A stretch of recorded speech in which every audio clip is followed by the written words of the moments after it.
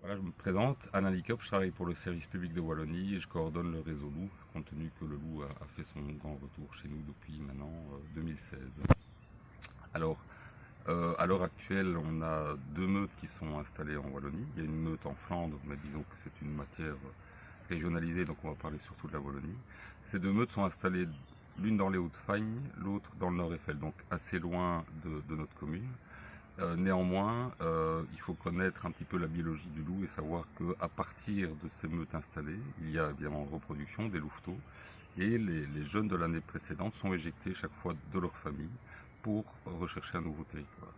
C'est ce qu'on appelle les loups dispersants qui partent seuls à la recherche d'un territoire, raison pour laquelle on peut potentiellement retrouver des loups dispersants un peu n'importe où dans le paysage wallon. On peut faire le lien notamment avec ces loups dispersants, notamment avec le cas qu'on a eu en janvier 2021 à la ferme du Val Notre-Dame. C'était un loup qui était en train de chercher son territoire, sans doute coincé par l'autoroute et la Meuse, qui a passé un peu plus de temps sur notre commune.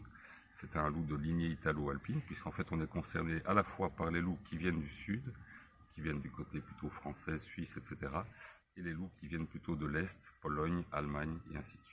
Sachant que ces individus sont capables de faire jusque 70 km par jour, donc ils peuvent parcourir de très, très longues distances avant de trouver leur territoire. Alors on pose souvent la question, faut-il avoir peur du loup? La peur du loup, elle est plutôt dans les récits de notre enfance, ancrée dans notre culture. Le loup a toujours porté le chapeau du mal, du méchant, de la vilaine bête.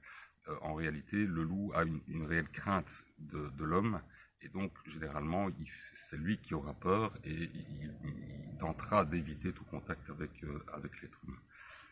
Ce qu'on conseille malgré tout, c'est toujours de garder son chien en laisse quand on se promène, comme c'est prévu par la législation d'ailleurs, puisque par contre, entre loup et chien, il peut y avoir des interactions un peu plus intimes, on va dire.